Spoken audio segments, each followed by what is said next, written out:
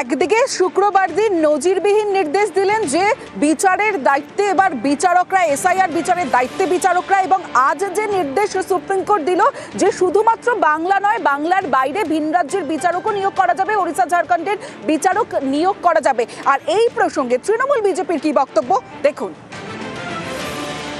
এই নির্দেশটা তো দেওয়ারই প্রয়োজন ছিল না যদি নির্বাচন কমিশন স্বচ্ছতার সাথে কাজটা করত।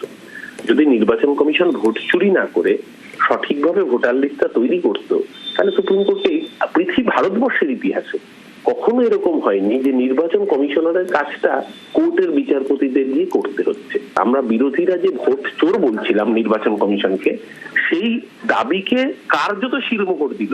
এবং এটা তো সত্যি কথা যে আজকে পশ্চিমবঙ্গের থেকে 250 জন অ্যাডিশনাল ডিস্ট্রিক্ট জাজ এই র্যাঙ্কের অফিসারকে তুলে নেওয়া হয়েছে স্বাভাবিকভাবেই, যার ফলে পশ্চিমবঙ্গে তো আদালতের কাজকর্ম শিখে উঠছে। স্বাভাবিকভাবে সুপ্রিম কোর্ট আজকে এই ডিরেক্টিভ দিয়েছে যে আপনাদের যদি এখান থেকে জাজ কম পড়ে আপনারা প্রতিবেশী রাজ্য থেকে নিন, কিন্তু কাজটা স্বচ্ছভাবে করুন। নির্বাচন কমিশনের যদি ন্যূনতম লজ্জাবোধ থাকতো তাহলে বাংলার মানুষের কাছে হাত জোর করে ক্ষমা চাইতেন। এই নির্দেশ কার্যত প্রকারান্তরে নির্বাচন কমিশনকে শুধু ইমপিচ করতে বাকি রাখা রয়েছে। গণতন্ত্রটা কিন্তু আমরা শিখে চলে গিয়েছেন, আর বাংলার মানুষ আদালত শিখে উঠবে এইসব বলে লাভ নেই। মানুষ বাঁচতে চায়, বাঙালি ভোটটা দিতে চায়, যেটা তৃণমূল গত 15 বছর ধরে হতে দেয়নি। সুতরাং আশা করা যেতে পারে অন্তত বিচারকদের প্রতি আমাদের আস্থা আছে, বিচার ব্যবস্থার প্রতি আস্থা আছে, তাদের প্রুডেন্সির প্রতি আমাদের আস্থা আছে, তারা নিশ্চয়ই ব্যবস্থা করবেন। আমরা সুপ্রিম কোর্টের বিচার ব্যবস্থার উপরে ভরসা রাখি। প্রতিনিধি মৈত্রী ভট্টাচার্য রয়েছে আমার সঙ্গে, কথা বলবো। মৈত্রী, আরো একটা বিষয় একটু স্পষ্ট হতে চাইবো যে ডকুমেন্ট নিয়ে নতুন কোনো নির্দেশিকা কি আজ সুপ্রিম কোর্ট দিয়েছে?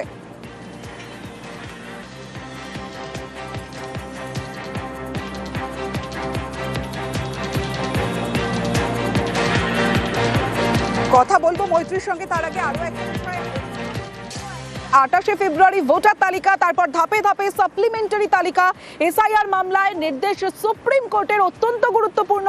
অন্যদিকে বিচারকদের নিয়েও এক নির্দেশ সুপ্রিম কোর্টের, যেখানে শুধুমাত্র বাংলা নয়, ওড়িশা ঝাড়খণ্ডের বিচারক যদি প্রয়োজনীয়তা পড়ে, প্রয়োজন হলে তাহলে ওড়িশা ঝাড়খণ্ডের বিচারকও নিয়োগ করা যাবে। মৈত্রী ভট্টাচার্য রয়েছে আমার সঙ্গে। মৈত্রী, আরও একটা বিষয় জানতে চাইবো যে ডকুমেন্টস অর্থাৎ তথ্য নিয়ে আর কোনো নতুন কি আজ কোনো নির্দেশিকা জারি করেছে সুপ্রিম কোর্ট? দেখো, নতুন তথ্য নয়, তবে একটা ক্লারিফিকেশন আজকে সর্বোচ্চ আদালতের তরফ থেকে দিয়ে দেওয়া হয়েছে। আগের শুনানির দিন এই প্রশ্নটা বারবার করে উঠছিল যে 14ই ফেব্রুয়ারির পরেও নথি জমা নেওয়ার কথা বলা হলো। 14 ফেব্রুয়ারির পরে অনেকের নথি আপলোড হয়নি এবং সেক্ষেত্রে বেশ কিছু সমস্যার সৃষ্টি হয়েছে।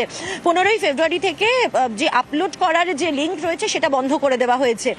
আজকে সর্বোচ্চ আদালত এটা স্পষ্ট করে দিয়েছে যে বিভিন্ন সময় তারা যে এর আগে নির্দেশ দিয়েছে, অর্থাৎ আধার বা মাধ্যমিকের অ্যাডমিট কার্ডের মতো নথি গ্রহণ করার ক্ষেত্রে যদি যে সমস্ত ব্যক্তিরা তারা 14ই ফেব্রুয়ারির মধ্যে ফিজিক্যাল অথবা অনলাইনে তাদের নথি জমা দিয়েছেন এবং সেই নথির যদি তাদের কাছে জমা দেওয়ার রিসিট থাকে ইয়ারত দেওয়া, তাহলে সেই নথি গ্রহণযোগ্য হবে, অর্থাৎ ভেরিফিকেশন যখন হবে তাদের জমা দেওয়া সেই নথি গৃহীত হবে। এটা আজকে স্পষ্ট করে দিয়েছে সর্বোচ্চ আদালত।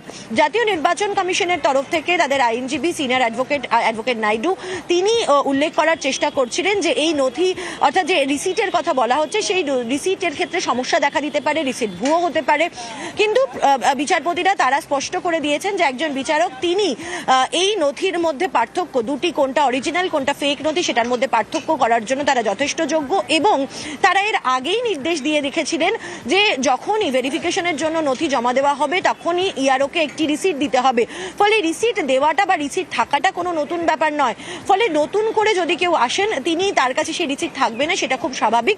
কিন্তু যারা 14 তারিখের মধ্যে নথি জমা দিয়েছেন এবং যাদের কাছে রিসিট রয়েছে তারা যাতে কোনোভাবে বঞ্চিত না হয় সেটা সুনিশ্চিত করা সর্বোচ্চ আদালতের দায়িত্ব বলে আজকে বিচারপতিরা জানিয়েছেন এবং সেই অনুযায়ী তারা নির্দেশ দিয়েছেন। তমশ্রী। মৈত্রী, আরো একটা বিষয় জানতে চাইবো, এই যে ভিন রাজ্যের অর্থাৎ ঝাড়খণ্ড ওড়িশা থেকে বিচারক নিয়োগ করা যাবে, সেক্ষেত্রে তো আবার সেই সব বিচারকদের নতুন করে ট্রেনিং দিতে হবে, সেক্ষেত্রেও তো একটা ভাষার সমস্যা হতে পারে।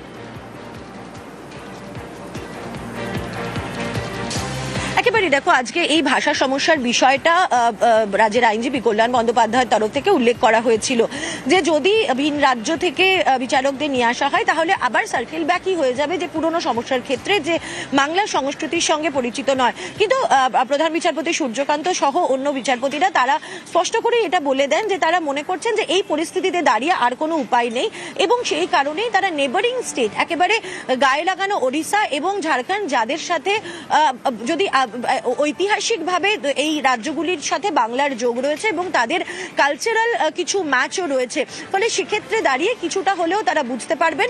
সেই কারণেই পড়শি এই দুই রাজ্যের বিচারকদেরকে প্রয়োজনে ব্যবহার করার কথা সর্বোচ্চ আদালতের তরফ থেকে বলা হয়েছে। এটাই আজকে জানান প্রধান বিচারপতির বেঞ্চ। তমশ্রী। মৈত্রী, তুমি প্রথম থেকেই সুপ্রিম কোর্টে ছিলে এবং সওয়াল জবাব যখন চলছিল তখন তুমি ছিলে, কি মনে হলো যে ইলেকশন কমিশনের কাজে কি খুশি সুপ্রিম কোর্ট, নাকি তাদের কাজে কোথাও একটা তাদের ধাক্কা খেলো?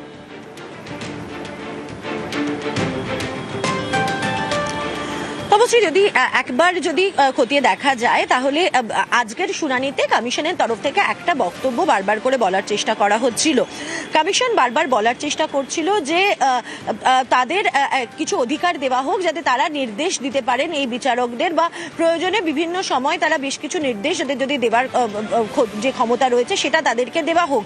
কিন্তু আজকে প্রধান বিচারপতির বেঞ্চ সেটা একেবারে মৌখিকভাবে খারিজ করে দিয়েছে। তারা বলেছে যে না, বিচারকরাই সর্বশেষ আধিকারিক, তারাই তাদের সর্বশেষ অধিকার হবে এবং সেক্ষেত্রে তারাই চূড়ান্ত সিদ্ধান্ত নেবেন যে কোন ক্ষেত্রে কি করণীয় রয়েছে। এবং এর আগের দিনও কিন্তু দেখা গিয়েছিল যে সর্বোচ্চ আদালত কমিশনের ক্ষেত্রে কিন্তু কমিশনের কাজে যে তাদের ব্যবহারে যে খুব একটা সন্তুষ্ট নয় সেটাও কিন্তু অনেকটাই স্পষ্ট করে দিয়েছিল। তার কারণ তারা বারবার করে যখন গত শুনানিতেও তারা বারবার করে বলার চেষ্টা করছিল যে ভিন রাজ্য থেকে আধিকারিক নিয়ে আসা হোক, সেই আবেদনে তারা মান্যতা দেয়নি। আজকেও যখন কমিশনের তরফ থেকে বারবার করে এই সমস্ত বিচারকদের তারা নির্দেশ দিতে পারবেন, তারা নিজেদের আওতায় রাখতে পারবেন, এই ধরনের অনুমতি যখন চাওয়া হয় সেখানে যেরকম অনুমতি দেওয়া হয়নি, তার পাশাপাশি এই যে কমিশনের তরফ থেকে বৈধ নথি হিসাবে গ্রহণ করার যে সময়সীমা এবং সেখানেও যখন কিছু ওজোর আপত্তি করা হয় সেটাও কিন্তু মানা হয়নি। ফলে কোথাও একটা গিয়ে কমিশনের যে ভূমিকা এবং কমিশন যেভাবে কাজ করছে বিশেষত বাংলায়, সেটা যে সর্বোচ্চ আদালতের খুব একটা পছন্দ হয়নি, সেটা কিন্তু আজকের এবং এই গত কয়েকদিনের শুনানিতে সর্বোচ্চ আদালতের যে ব্যবহার তাতেই কিন্তু বোঝা গিয়েছে।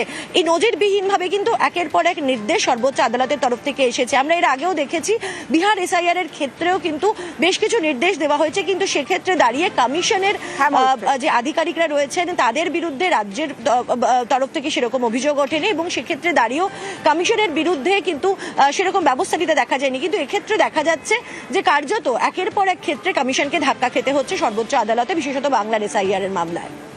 বেশ।